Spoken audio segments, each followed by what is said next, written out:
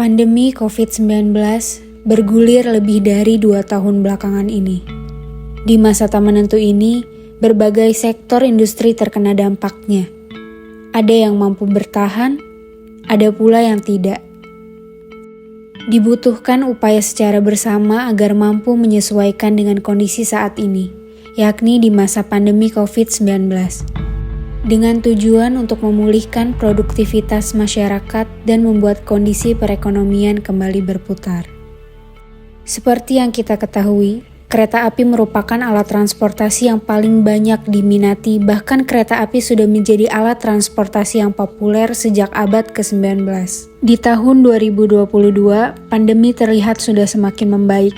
Penggunaan alat transportasi, khususnya kereta api baik KRL maupun non-KRL sudah mulai beraktivitas kembali. Stasiun Serang merupakan stasiun kereta api kelas 1 yang terletak di Jalan Kitapa nomor 2, Kelurahan Cimuncang, Kecamatan Serang, Kota Serang. Stasiun yang terletak pada ketinggian kurang lebih 17 meter ini termasuk dalam daerah operasi 1 Jakarta. Stasiun ini merupakan stasiun kereta api utama dan terbesar di wilayah Kota Serang. Stasiun Serang dibuka pada tanggal 1 Juli 1900 oleh perusahaan kereta api negara Stadspoorwegen bersamaan dengan peresmian jalur kereta api Rangkas Bitung Serang sepanjang 34 km. Sebelumnya, SS telah membangun jalur Batavia, Duri, Rangkas Bitung pada tanggal 1 Oktober 1899. Pembangunan tersebut berdasarkan Stadsplan 1896 nomor 180 tanggal 15 Juli 1896 tentang pembangunan jalur kereta api Batavia, Duri, Rangkas Bitung, Anyer Kidul. Pada zaman dulu, selain sebagai sarana angkutan penumpang, jalur ini digunakan sebagai sarana angkutan pertanian dan perkebunan seperti padi, kopi, karet, dan buah-buahan. Sampai sekarang, arsitektur stasiun Serang masih sama. Kereta api ekonomi adalah kelas kereta penumpang di bawah kelas bisnis dalam layanan kereta api Indonesia. Sama halnya dengan kereta kelas bisnis, kini hampir semua kereta kelas ekonomi telah dilengkapi dengan penyejuk udara atau AC.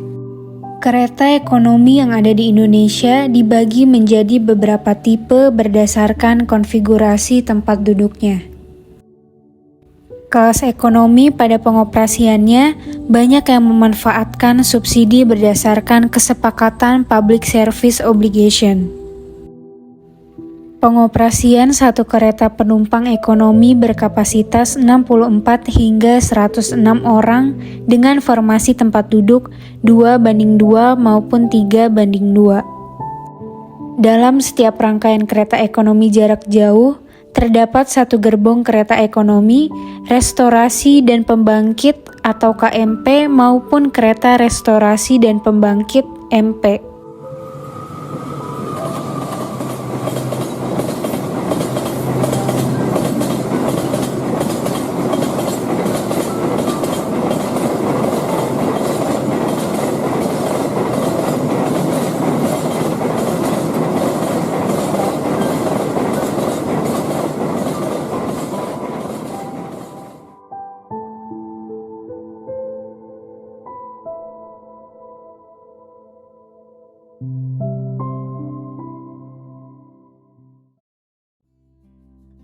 Stasiun Rangkas Bitung adalah stasiun kereta api kelas besar yang terletak di Muara Ciujung Timur, Rangkas Bitung, Lebak.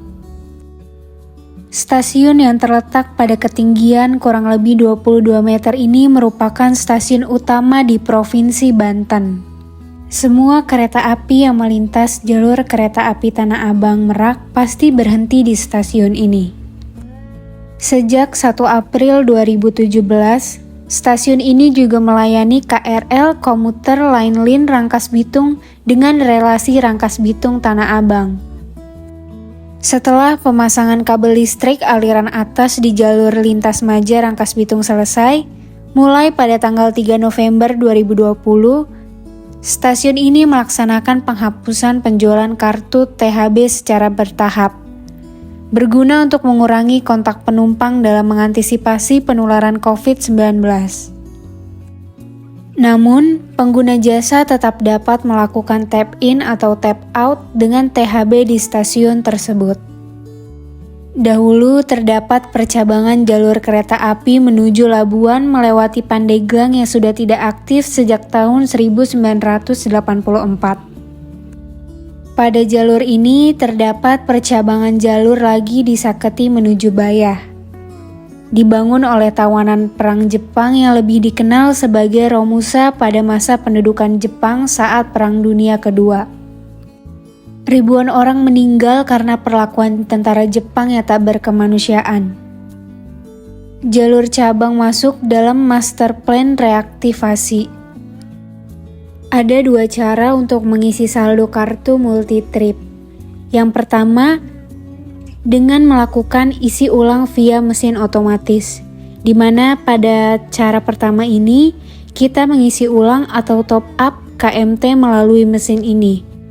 Mesin tersebut hanya terdapat 3 bagian.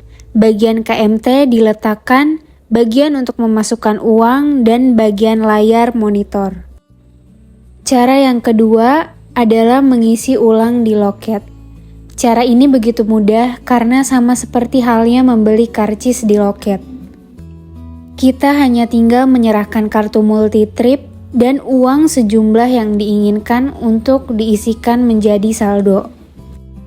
Petugas akan melakukan pengisian dalam waktu 15-20 detik saja setelah uang diterima. Maka setelah itu, kita akan menerima kembali KMT dan slip kertas tanda bukti bahwa isi ulang atau top up sukses dilakukan. Namun kelemahannya, karena biasanya banyak pula orang lain yang juga mengisi ulang, maka terkadang kita harus rela mengantri panjang. Selanjutnya, menuju Tanah Abang, di sini kita menggunakan KRL dan cara penggunaan tiketnya kita harus menggunakan kartu yang biasa disebut KMT atau kartu multi-trip. Kartu KMT ini hanya dapat digunakan oleh satu orang. Saat hendak memasuki stasiun, kita harus menempelkan KMT di bagian sebelah kiri gate. Ketika menempelkan kartu, harap pastikan lampu indikator berwarna hijau yang ada di gate tersebut menyala. Jika lampu yang menyala adalah lampu berwarna merah, itu berarti prosesnya gagal.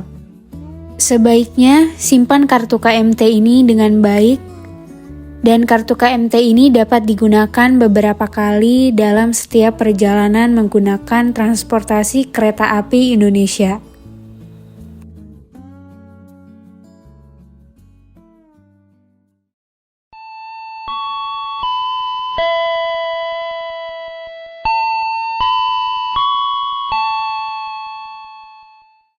Di stasiun Rangkas, kita bisa menikmati banyak fasilitas seperti minimarket, tempat duduk yang nyaman sambil menunggu kereta yang akan kita laju.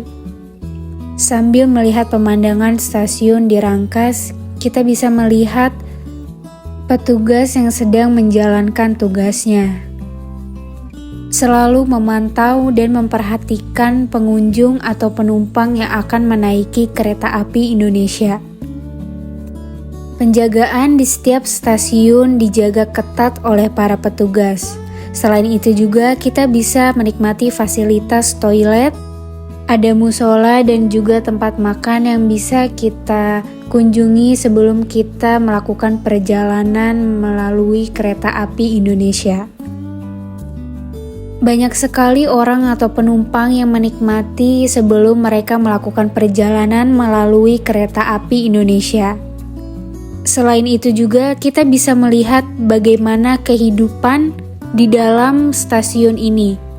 Ada yang ingin menjumpai sanak keluarga, pulang kampung, ada yang harus melakukan kewajibannya untuk bekerja, bersekolah, dan lain sebagainya.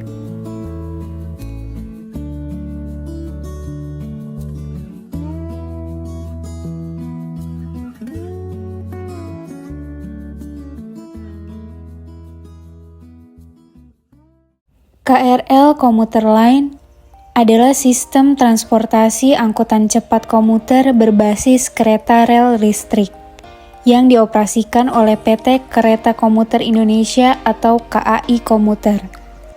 Anak perusahaan dari PT Kereta Api Indonesia, Persero, PT KAI, KRL ini telah beroperasi di wilayah Jakarta sejak tahun 1925. Hingga sampai sekarang melayani rute komuter di wilayah Jabodetabek serta lintas Yogyakarta, Solo. KRL ini adalah jenis kereta yang ditenagai oleh listrik, karena KRL tidak memerlukan lokomotif. Motor traksi akan dipasang pada salah satu atau beberapa keretanya dalam satu rangkaian. KRL terdiri atas 2 atau lebih kereta yang dirangkai secara semi-permanen, tetapi dapat juga berupa unit tunggal. Mayoritas operasinya adalah untuk penumpang, khususnya untuk para pengelaju, tetapi ada juga yang dijadikan sebagai kereta pos. KRL ini cukup populer untuk armada komuter dan perkotaan karena pelajuannya cepat dan bebas polusi. Bahkan, KRL ini juga kurang bising daripada kereta rel diesel atau kereta api lokomotif. KRL dapat beroperasi pada malam hari tanpa mengganggu tidur para warga pinggiran rel. Ditambah lagi, desain terowongan untuk KRL ini cukup sederhana karena tidak perlu lagi lubang angin untuk mengeluarkan asap. Kereta ini mempunyai kapasitas yang lebih besar dari LRT, tetapi lebih kecil dari MRT. KRL dapat menampung 170 orang penumpang. KRL komuter ini transportasi yang memiliki banyak peminat dari berbagai kalangan, mulai dari remaja, pekerja, hingga mahasiswa. Bahkan menurut ahli hingga Juni 2018, rata-rata pengguna KRL komuter per hari mencapai 1.100.000 penumpang pada hari kerja. Saat menggunakan KRL sudah ada gerbong khusus perempuan sehingga tidak perlu berbagi ruangan dengan laki-laki. Kemudian terdapat kursi prioritas yang diperuntukkan bagi lansia, ibu yang membawa bayi, dan ibu hamil dan juga penyandang disabilitas. Kereta api memiliki peran yang besar dalam melestarikan lingkungan dan menyediakan mobilitas bagi masyarakat. KAI bersama-sama seluruh stakeholder akan terus mengembangkan layanan kereta api agar kereta api semakin maju dan dapat memberikan nilai lebih secara berkelanjutan. Stasiun Tanah Abang merupakan stasiun kereta api kelas besar yang terletak di Kelurahan Kampung Bali, Kecamatan Tanah Abang, Kota Jakarta Pusat. Tepatnya berada di sebelah timur Kanal Banjir Barat dan di selatan Jembatan Layang Kali Baru. Stasiun ini letaknya berada di timur Kanal Banjir Barat sehingga stasiun ini merupakan salah satu stasiun kereta api di Jakarta yang sering langganan banjir karena musim hujan. Stasiun ini diresmikan pada tanggal 1 Oktober 1899 oleh perusahaan kereta api Hindia Belanda bersamaan dengan pengoperasian jalur KA Baru Jakarta Angke Rangkas Bitung. Bangunan asli stasiun ini telah dibongkar dan digantikan dengan bentuk bangunan berlantai 2 seperti sekarang, serta dilengkapi jembatan penyeberangan penumpang dan eskalator. Bangunan baru ini dibuat untuk mengakomodasi penumpang KRL Jabodetabek yang kala itu sudah beroperasi di jalur Tanah Abang Serpong. Corporate Communication KAI Komuter Ane Purba mengatakan konsentrasi penumpang juga terjadi pada pukul 18 waktu Indonesia Barat dengan jumlah lebih dari 40.000 pengguna dalam kurun waktu 1 jam. Dan dalam periode yang sama, guna menghindari kepadatan pada jam sibuk, KAI Komuter mengajak masyarakat untuk kembali beraktivitas menggunakan KRL untuk memanfaatkan fleksibilitas jadwal dengan bepergian di luar jam-jam sibuk tersebut. KAI Komuter juga berharap berbagai pihak melanjutkan metode pengaturan jam kerja sesuai shift agar mobilitas para pekerja dapat terbagi dalam rentang waktu yang berbeda-beda. Jam kerja bertahap atau sesuai shift juga lebih dimungkinkan dengan operasional KRL yang telah kembali. Jumlah perjalanan tersebut lebih banyak dibanding sebelum pandemi di mana KAI Komuter mengoperasikan 975 perjalanan setiap harinya. Penambahan jumlah perjalanan dan isasi jam operasional tersebut diharapkan membuat para pengguna KRL lebih leluasa dalam merencanakan perjalanan sehingga dapat menghindari jam-jam sibuk di mana pengguna cukup padat. Tampak kepadatan penumpang KRL terlihat di stasiun Tanah Abang saat jam pulang kerja. Penumpukan penumpang sangat terlihat di peron 2 yang mengarah ke Duri, Angke, dan Jatinegara. Kemudian di peron 3 arah Bekasi, Cikarang via Manggarai. Terlihat para penumpang berdiri berdesakan di sisi peron menunggu kereta tiba. Kereta bandara. Stasiun Manggarai telah menyediakan penambahan jalur baru untuk kereta lintas Bogor, Jakarta Kota. Setidaknya ada 4 jalur baru yang dibuat melayang di stasiun Manggarai. Bukan cuma jalur baru, sebuah bangunan stasiun baru juga dibuat untuk menjadi integrasi antara layanan komuter lain dengan kereta bandara. Tidak perlu keluar stasiun, penumpang komuter lain bisa langsung naik kereta Bandara Soekarno-Hatta. Dilansir dari laman railing.id, stasiun KA Bandara Manggarai mulai melayani penumpang sejak 10 Oktober 2019. Dari catatan pantauan langsung Detikcom, layanan integrasi itu letaknya di bangunan baru yang berada di bagian barat stasiun Manggarai. Sementara itu, di lantai paling atas digunakan untuk jalur baru komuter lain, ada 4 peron baru di sana. Bagi yang ingin naik kereta bandara, baiknya langsung masuk ke pintu barat stasiun Manggarai.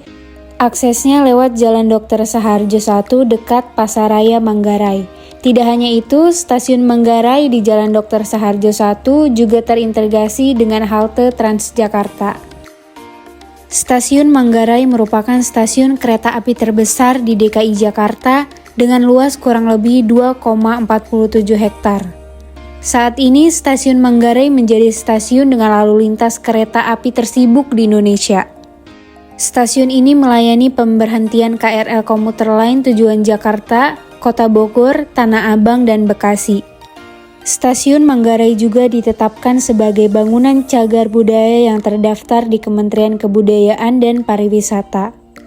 Stasiun Manggarai termasuk stasiun kereta api kelas besar tipe A yang berlokasi di Kelurahan Manggarai, Kecamatan Tebet, Jakarta Selatan. Stasiun seluas sekitar 2,47 hektar itu adalah tempat pemberhentian kereta api terbesar di DKI Jakarta saat ini. Pembangunan stasiun Manggarai dipimpin oleh arsitek Belanda. Di samping itu, dibangun balai yasa dan rumah-rumah pegawai SS yang dikomandoi oleh orang yang sama. Stasiun Manggarai diresmikan pada tanggal 1 Mei 1918. Meskipun sudah diresmikan, pembangunan stasiun belum rampung. Karena tiang peron baja tidak terpasang, hal ini disebabkan berkecamuknya Perang Dunia I sehingga pasokan baja dari Eropa tidak datang. Tiang peron akhirnya diganti dengan kayu jati. Stasiun Manggarai memiliki wajah baru dengan tambahan jalur layang. Kehadirannya yang dioperasikan sejak 25 September digunakan sebagai lintasan kereta komuter lain jurusan Bogor. Megah, indah, dan nyaman. Mungkin gambaran itu yang terlihat saat menginjakan kaki di stasiun Manggarai, Tebet, Jakarta Selatan. Penampakan stasiun Manggarai saat ini merupakan hasil dari revitalisasi pemerintah Provinsi DKI Jakarta. Revitalisasi kawasan stasiun Manggarai juga dianggap warga menyerupai salah satu tempat di luar negeri, sehingga mampu membuat warga merasa seolah menyerupai sedang berada di negara lain. Wajah baru stasiun Manggarai semakin menarik seperti halnya stasiun di luar negeri. Seperti Jepang, yang terkenal sangat bersih, modern, dan memiliki layanan yang semakin membaik. Jalur baru yang ada di stasiun Manggarai terdapat di bangunan baru dengan tinggi 3 lantai di ujung barat stasiun Manggarai.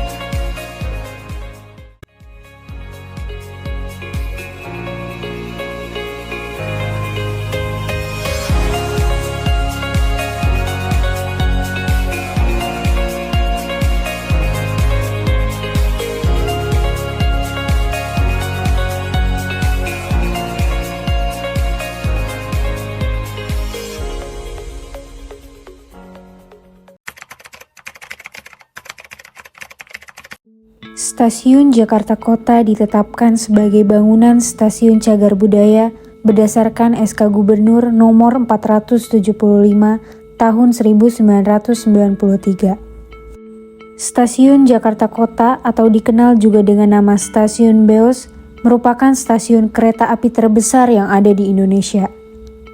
Stasiun ini mempunyai ketinggian 4 mdpl dan mempunyai 12 jalur kereta api. Setiap harinya, stasiun Jakarta Kota dipenuhi dengan calon penumpang kereta api yang didominasi oleh pengguna komuter lain relasi Jakarta Kota Bogor dan Jakarta Kota Bekasi. Stasiun Jakarta Kota juga merupakan stasiun type terminus, yang artinya merupakan stasiun akhir dan tidak mempunyai kelanjutan jalur rel kereta api. Di sebelah timur stasiun Jakarta Kota terdapat depo kereta yang digunakan untuk menyimpan dan melakukan perawatan kereta api jarak jauh, misalnya kereta api Bima, kereta api Gaya Baru Malam Selatan, kereta api Taksaka, dan lain sebagainya. Stasiun Jakarta Kota ini yakni Batavia Zuid, yang berarti stasiun Batavia Selatan. Nama ini muncul karena pada akhir abad ke-19. Batavia sudah memiliki lebih dari 2 stasiun kereta api. Satunya stasiun Batavia North, yang artinya Batavia Utara, yang terletak di sebelah selatan Museum Sejarah Jakarta sekarang. Pada tahun 1913, jalur Batavia ini dijual kepada pemerintah Hindia Belanda dan dikelola oleh Staatspoorwegen. Pada waktu itu, kawasan Jatinegara dan Tanjung Priuk belum termasuk Gemeente Batavia. Batavia Zuid awalnya dibangun sekitar tahun 1887, kemudian ditutup pada tahun 1926 untuk direnovasi menjadi bangunan yang kini ada. Selama stasiun ini dibangun, kereta-kereta api menggunakan stasiun Batavia North. Sekitar 200 meter dari stasiun yang ditutup ini, dibangunlah stasiun Jakarta Kota yang sekarang. Pembangunannya selesai pada tanggal 19 Agustus 1929 dan secara resmi digunakan pada tanggal 8 Oktober 1929. Acara peresmiannya dilakukan secara besar-besaran dengan penanaman kepala kerbau oleh Gubernur Jenderal yang berkuasa pada Hindia Belanda pada tahun 1926 sampai 1931. Di balik kemegahan stasiun ini tersebutlah nama seorang arsitek Belanda kelahiran Tulung Agung 8 September 1882, yaitu Frans Johan Laurens Geisels. Lelaki yang menamatkan pendidikan arsitekturnya di Delft itu mendirikan Biro Arsitektur. Stasiun Jakarta Kota tidak hanya sebagai tempat pemberhentian kereta saat ini, namun, stasiun ini menghubungkan traveler dengan destinasi wisata Jakarta di sekitarnya. Bagi orang-orang Jakarta yang biasa bepergian dengan kereta, tentunya tidak asing dengan stasiun Jakarta Kota, yang hingga saat ini masih terus aktif beroperasi meski pada 1993 stasiun Jakarta Kota sudah ditetapkan sebagai cagar budaya melalui SK Gubernur DKI Jakarta Kota. Bagaimana tidak, dianggap sebagai cagar budaya, stasiun Jakarta memang mempunyai catatan sejarah yang panjang karena telah berdiri sejak masa kolonial Hindia Belanda. Pada masa kolonial, kereta merupakan salah satu alat transportasi utama yang digunakan oleh masyarakat.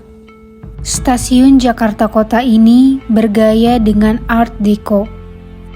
Art Deco adalah gaya hias yang lahir setelah Perang Dunia I dan berakhir sebelum Perang Dunia II yang banyak diterapkan dalam berbagai bidang, misalnya eksterior, interior, mebel, patung, poster, pakaian, dan yang lainnya.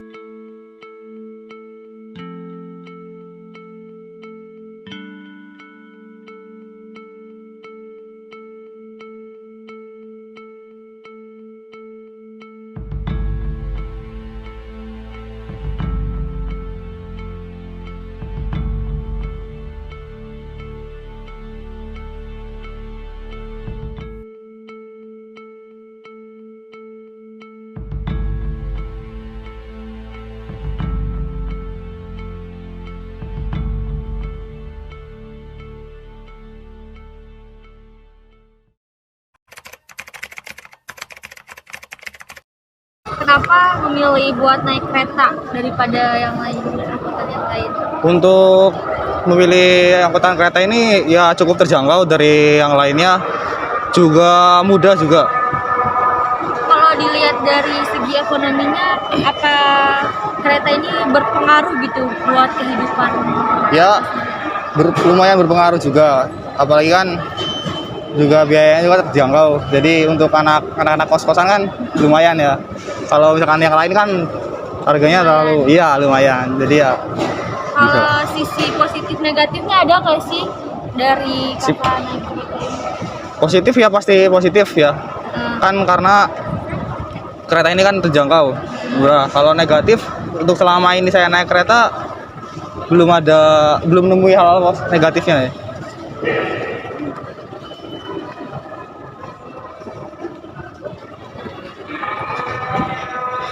Menurut kakak nih gimana sih kayak perkembangan sarana prasarana layanan atau itu transportasi di Indonesia sekarang, kayak misalnya kereta, bus kayak gitu, tanggapannya? Apa ya? Perkembangan ya. Ya kalau di Jakarta sendiri ya, kalau menurut saya semakin baik dari tahun-tahun sebelumnya. Apalagi kan nih udah menggunakan elektronik juga. Itu lumayan. Ya udah kayak gitu aja kayak. Ya. Terima kasih ya Kak. Maaf mengganggu waktunya. KRL akan menghadirkan suka duka tersendiri dalam kehidupanmu selama di ibu kota. Ini menjadi bukti bahwa KRL menjadi bagian yang tak terpisahkan selama tinggal di ibu kota. Pagi, siang, malam, stasiun menjadi salah satu tempat yang ramai dikunjungi. Orang-orang melakukan perjalanan panjang yang tiada hentinya. Rasa capek, lelah tidak membuat semangat mereka turun demi menaiki alat transportasi ini. Train to Jakarta Kota. Film ini merupakan sebuah bentuk bahwa masih ada orang-orang yang rela melakukan perjalanan panjang. Berangkat pagi buta hingga berdesakan demi bisa merasakan bagaimana rasanya menggunakan kereta api. Pergi dari stasiun satu ke stasiun berikutnya, turun dari stasiun satu ke stasiun berikutnya. Bertemu dengan orang banyak yang berbeda-beda menjadi satu hal yang berharga bagi kami yang bisa merasakan perjuangan mereka yang rela melakukan perjalanan menggunakan kereta api.